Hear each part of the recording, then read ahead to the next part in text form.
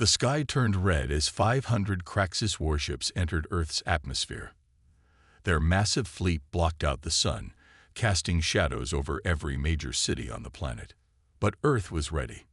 In the 2 days since discovering the precursor library, Dr. Morgan and his team had worked nonstop. Using the new knowledge, they had successfully enhanced 200 more soldiers. Each one was unique, their DNA expressing different combinations of precursor abilities. Susan Kelly stood on the roof of the military base, her gold eyes glowing as she watched the invasion begin. Behind her stood the largest gathering of enhanced humans ever assembled. "Remember your training," she said over the radio. "But most importantly, remember what we are. We're not just soldiers anymore. We're the children of the precursors, and this is what we were born for." The Craxus ships launched their first attack. Thousands of drop ships and fighters filled the sky. Energy weapons began firing at Earth's cities. "Now," Susan commanded. Keith Martinez led the strength team, launching themselves into the air like human missiles. They crashed through drop ships, their enhanced muscles tearing through alien metal like paper. Some of them had developed the ability to punch so hard they created shockwaves, destroying multiple ships with each strike. Michelle Yang and her stealth team turned invisible, boarding the larger warships.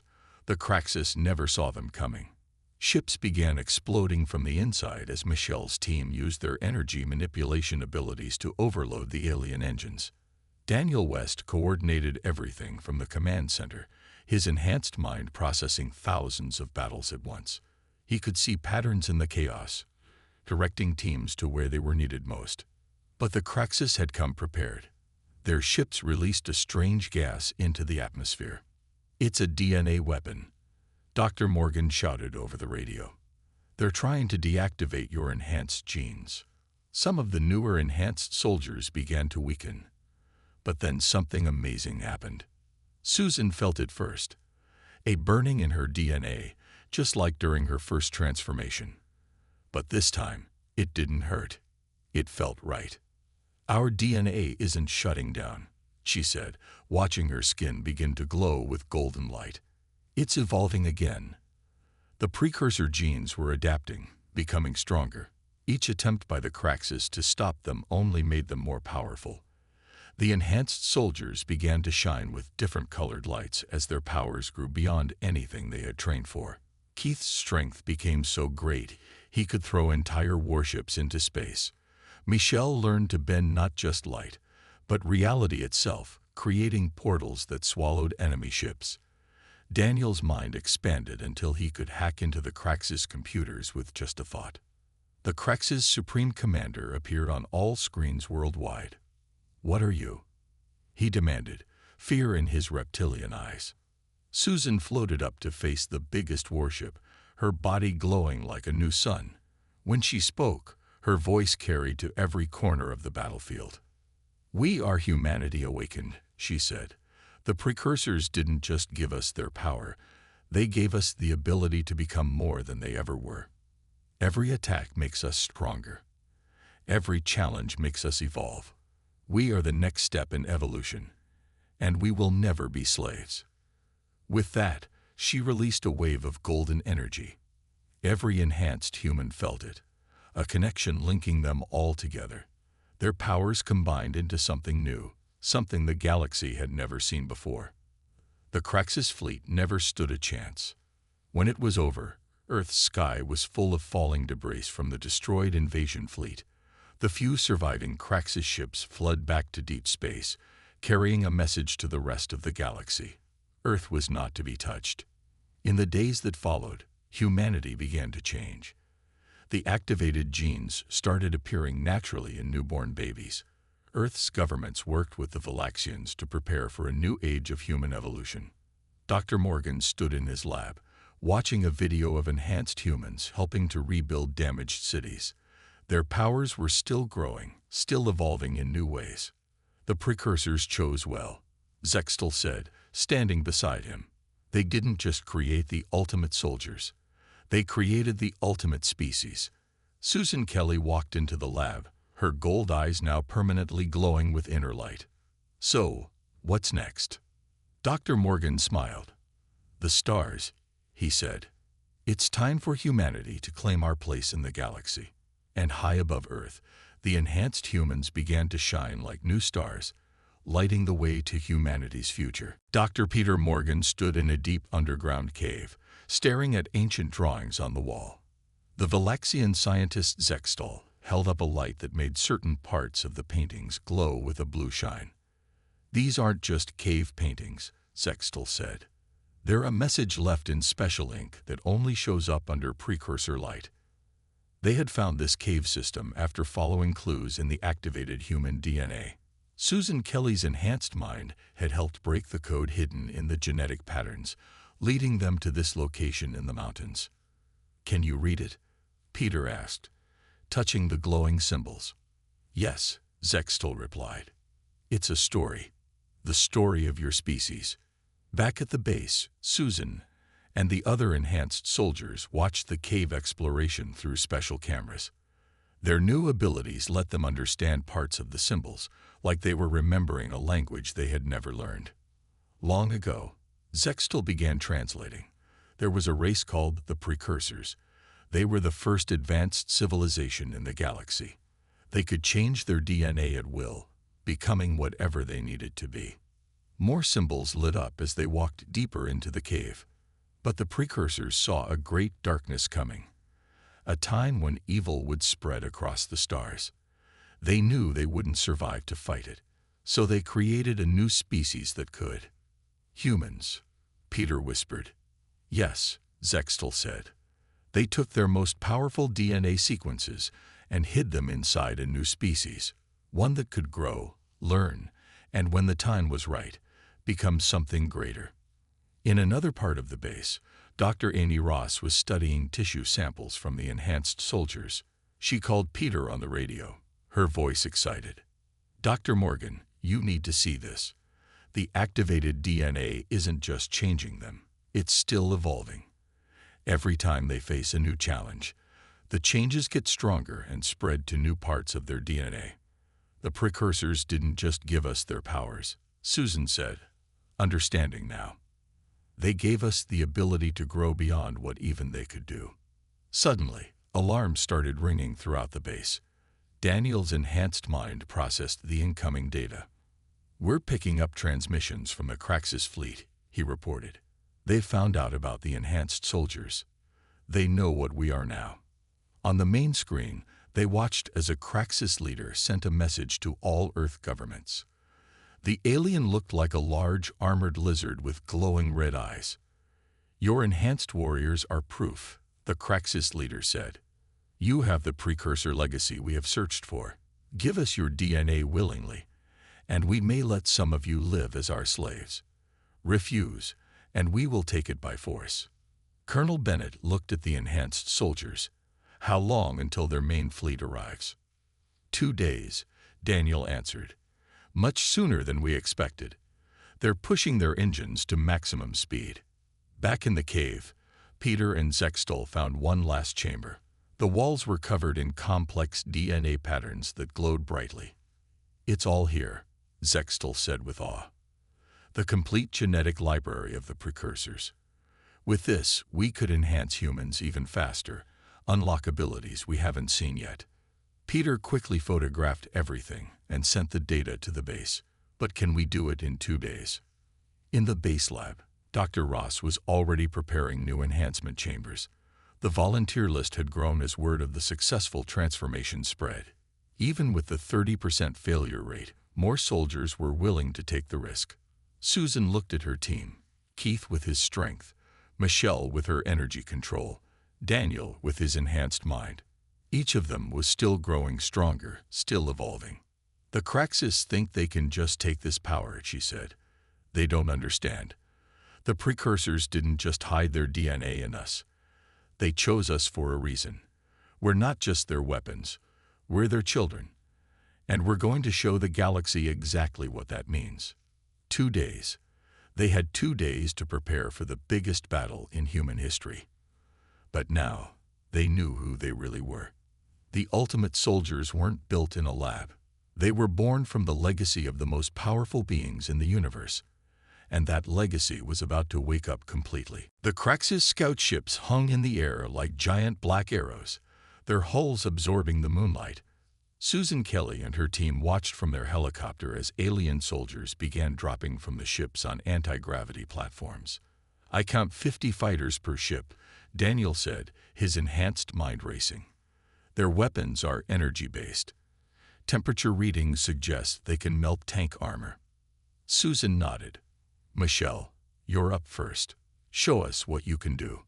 Michelle Yang smiled and vanished from sight. The only sign of her departure was the slight wind as she jumped from the helicopter, falling quietly toward the nearest alien platform. Through their radio links, they heard her soft voice. "These guys are ugly up close, like angry lizards in armor." The first alien platform suddenly tilted sideways. Kraxus soldiers fell, screaming in their harsh language. More platforms began to spin and flip, their controls seemingly moving on their own as the invisible Michelle created chaos. "Our turn," Susan said.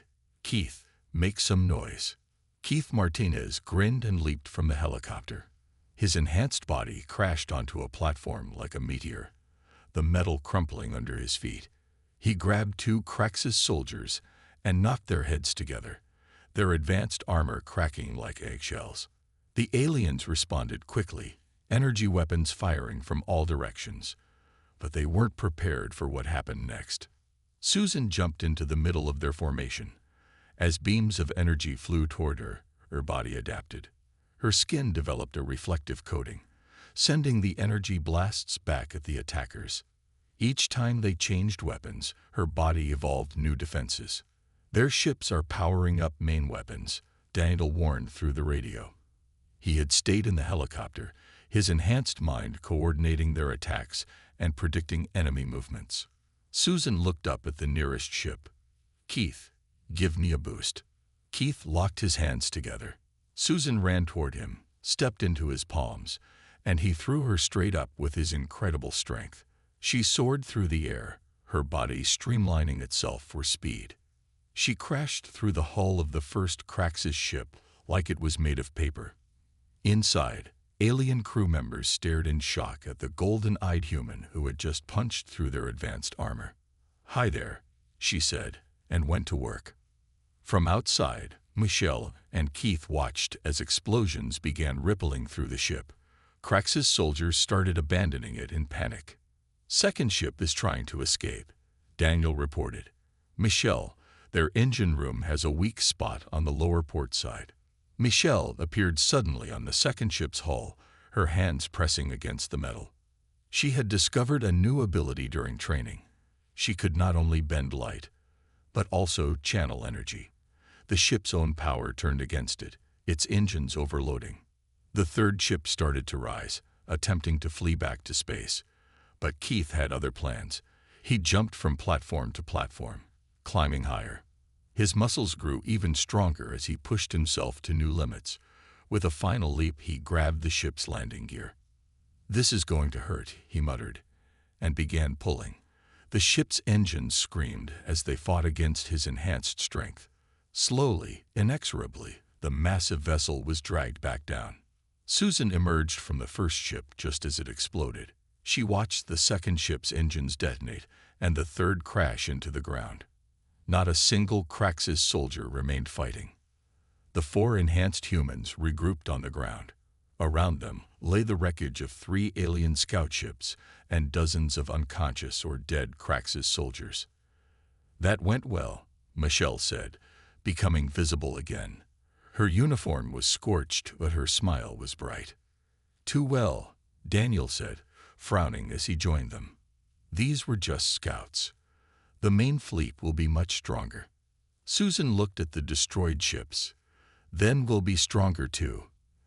Every fight teaches our DNA new tricks. By the time their fleet arrives, we'll be ready." Keith picked up a piece of alien armor and crushed it in his hand. "Think they'll send more scouts?" "They'll have to," Susan said. "And each time they do, we learn more about them while keeping our true numbers hidden." She touched her radio. "Colonel Bennett, The area is secure. Tell Dr. Morgan we need to enhance more soldiers. Fast. As dawn broke over the battlefield, Earth's first enhanced strike team stood among the wreckage of humanity's first victory against the Craxus. But they all knew this was just the beginning. Colonel Laura Bennett watched from the observation deck as 20 volunteers went through the enhancement process. Unlike Susan Kelly's single chamber, they had built an entire facility to handle multiple transformations at once. The screams echoed through the reinforced walls. Each one is different, Dr. Morgan said, checking the monitors. The DNA sequences activate based on the individual's natural strengths.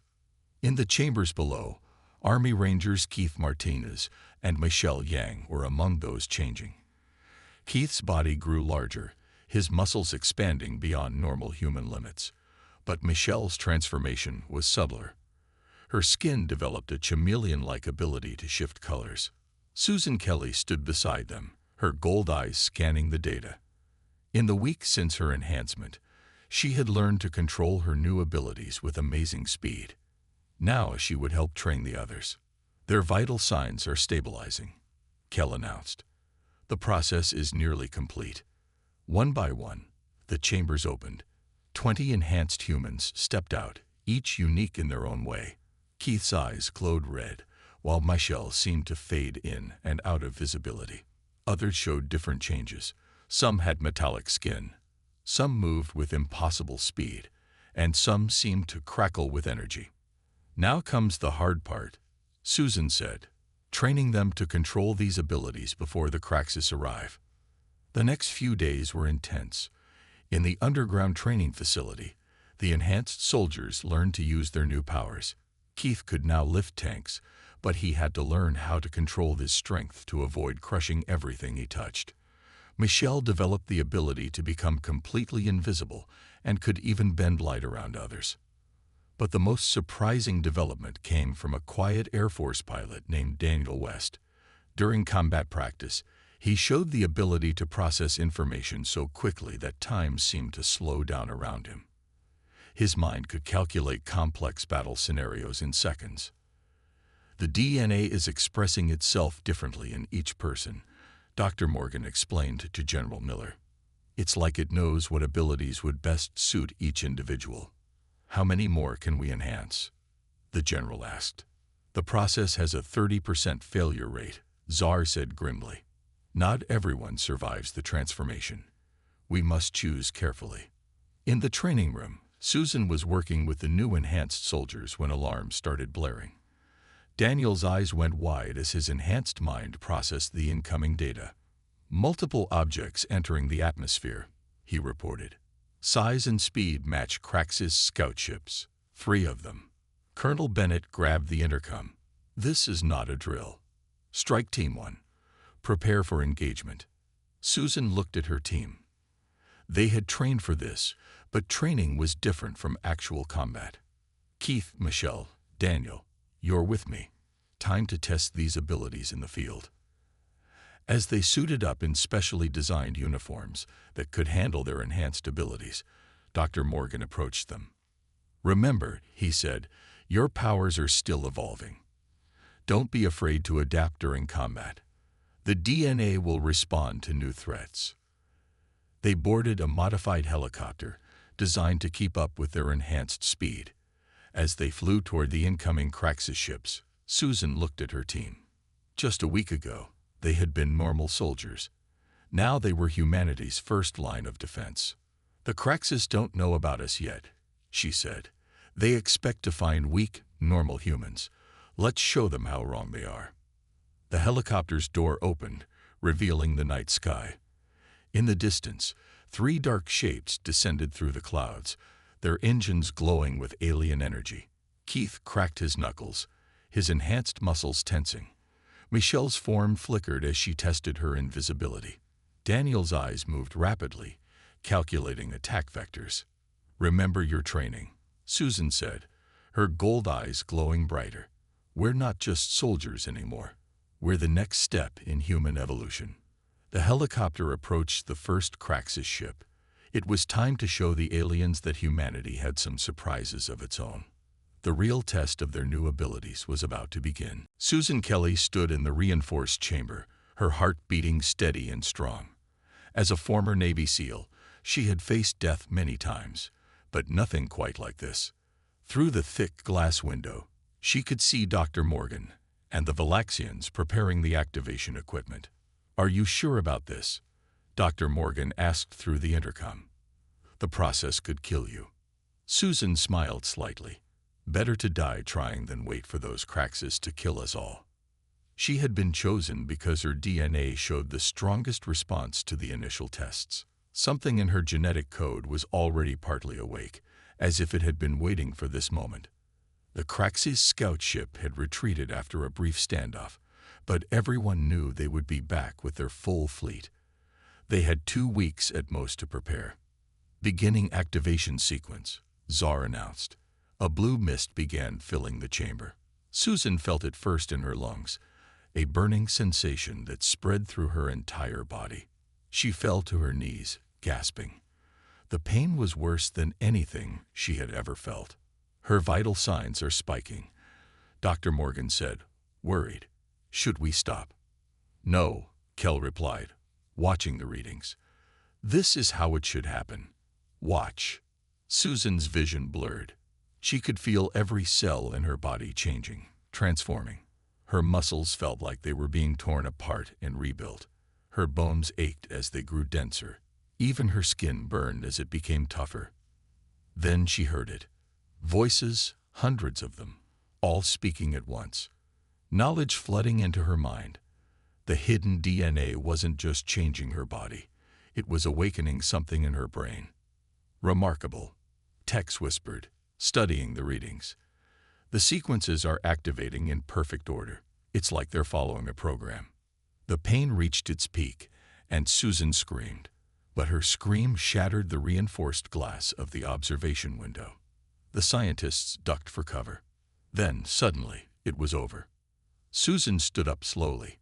Her body felt different, lighter yet stronger. She looked at her hands. Her skin had a slight metallic sheen, like copper in sunlight.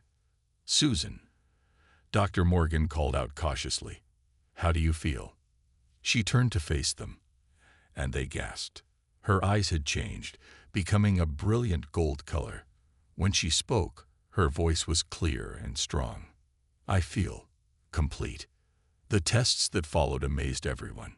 Susan could lift 3 tons without strain. She could run at 60 miles per hour. Her skin could deflect bullets. Her mind could process information faster than any computer. But the biggest surprise came during the combat simulation. They had set up a course with the most advanced robotic opponents available. Susan stepped into the training room wearing simple exercise clothes. No weapons, no armor. What happened next stunned even the Valaxians. Susan moved like water, flowing around attacks before they even began. She didn't just fight, she adapted. Each time the robots changed their strategy, she evolved new ways to counter them. "This is beyond what we expected," Czar said, watching the display. "The sequences aren't just enhancing her existing abilities, they're giving her new ones." "How is this possible?" General Miller asked. "The DNA is responding to threats," Dr. Morgan explained, excited. "It's like it has a mind of its own, helping her evolve in real time." After the simulation, Susan sat in the medical bay for tests. She looked at Dr. Morgan with her golden eyes. "How many others can you enhance?" she asked. "We have 20 volunteers ready," he replied. "All military personnel with similar genetic markers to yours." Susan nodded. "Good, because what I saw in those visions during the change, the knowledge that came with it." She paused. "The Craxes aren't just coming to conquer Earth. They want these sequences for themselves. And if they get them, they'll be unstoppable." Czar stepped forward. "Then we must prepare quickly. The real war is about to begin." Outside the base, storm clouds gathered on the horizon. Humanity's first Supersoldier looked out the window, knowing that somewhere up there, an alien fleet was coming. But for the first time since they learned of the invasion, she felt hope. The ultimate weapon wasn't a gun or a bomb. It had been inside them all along, waiting to be awakened. The alien called itself Zar, and its skin had a slight blue tint that seemed to shift in the moonlight. Peter stood on the roof of the Meridian Institute, trying to keep his hands from shaking as Zar explained why they had come to Earth. "We are the Valaxians," Zar said, its voice somehow both gentle and urgent. "We have watched your world for centuries, but now we must break our silence. A great danger is coming." Before Peter could ask what danger, the air behind Zar shimmered. A large screen appeared, floating in the night sky. On it, Peter saw images of worlds burning, entire cities turned to ash. "The Craxus Empire," Zar explained. "They have destroyed 1,000 worlds. Earth is next on their path." Peter felt his mouth go dry. "Why are you telling me this?" "Why now?" "Because of what you found in the DNA." Zar stepped closer, its silver eyes reflecting the starlight. "Those sequences you discovered, they are not just random genetic code. They are weapons hidden inside every human being." The roof door burst open. Agent Carter ran out with his gun drawn, followed by several soldiers in black uniforms. "Step away from the alien, Dr. Morgan." But Zar didn't move. Instead, it raised its hand. Every gun turned to dust. "We don't have time for this," Zar said. "The Craxus will be here in less than 3 months. If humanity wants to survive, you need to listen."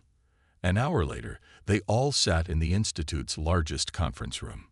Military generals and government officials had arrived in black helicopters. On one side of the table sat the humans. On the other side sat 3 Valaxians, Zar and 2 others who had appeared from their hidden ship. "The sequences in human DNA are unlike anything we have ever seen," said the second Valaxian, who called herself Kel. She showed them more detailed scans of the DNA Peter had discovered. "They were placed there by beings far more advanced than us, for a purpose we're only beginning to understand." General Sandra Miller leaned forward. "Are you saying we can activate these sequences?" "Yes," said Zar, "but it must be done carefully. The changes they cause are permanent and powerful. Your soldiers would become something beyond what any species in the galaxy has seen before." "How do you know all this?" Peter asked. "If these sequences are so advanced, how did you learn about them?"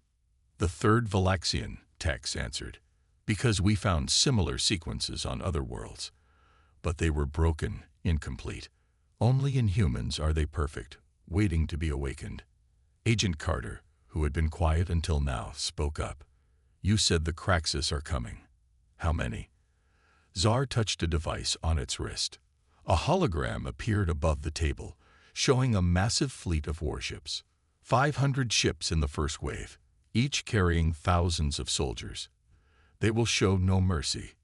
The room fell silent as everyone stared at the hologram. General Miller stood up.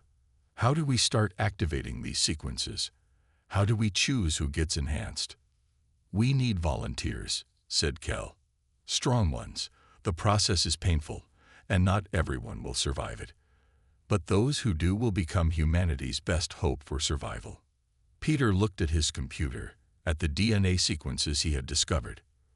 "I'll need a lab, a bigger team. And we'll need to run tests before."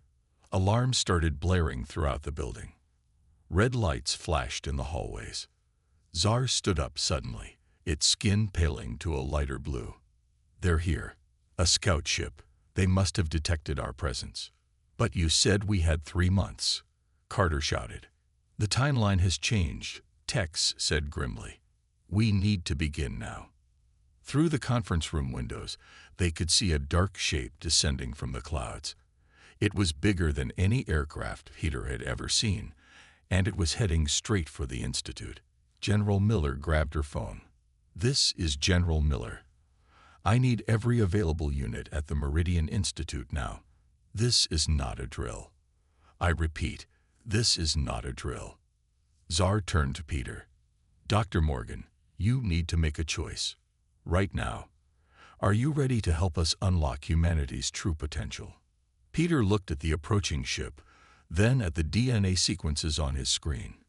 He took a deep breath and nodded. The time for preparation was over. The future of humanity would begin tonight. Dr. Peter Morgan stared at his computer screen in the dim light of his lab. It was 3 a.m., and he had been looking at the same DNA sequence for hours. Something wasn't right, or maybe it was more right than he had ever expected. He rubbed his tired eyes and took another sip of his cold coffee. The DNA sample came from a dig site in northern Africa, where archaeologists had found human remains dating back 40,000 years. But what he saw in the genetic code didn't make sense. There were patterns he had never seen before, sections that seemed to be waiting for something to wake them up. "This can't be natural," he whispered to himself, pushing his glasses back up his nose. He had been working at the Meridian Institute for 5 years, but nothing had prepared him for this discovery. The next morning, he walked into the weekly staff meeting with dark circles under his eyes but excitement in his step. His colleague, Dr. Amy Ross, noticed his unusual energy right away. "You look like you've either made a breakthrough or lost your mind," she said with a small smile. Peter smiled back, but didn't say anything until it was his turn to present. He connected his laptop to the projector and took a deep breath. "What I'm about to show you will change everything we know about human evolution," he said, clicking to his first slide. The room fell quiet as he explained what he had found. The DNA had extra sequences, tucked away like hidden computer code in a program. These sequences weren't broken or useless. They were perfectly preserved, just inactive. And they were in every sample they had tested from the dig site. "But here's the really strange part," Peter said, moving to his next slide. "We checked our modern DNA databases. These sequences, they're still there, in every human being alive today." Dr. Ross leaned forward in her chair. "What do you think they do?" Peter clicked to another image, this one showing a complex simulation of protein folding. "Based on our models, these genes could give humans abilities we've only seen in other animals. Enhanced strength like gorillas, speed like cheetahs, healing like axolotls. But they're not random mutations.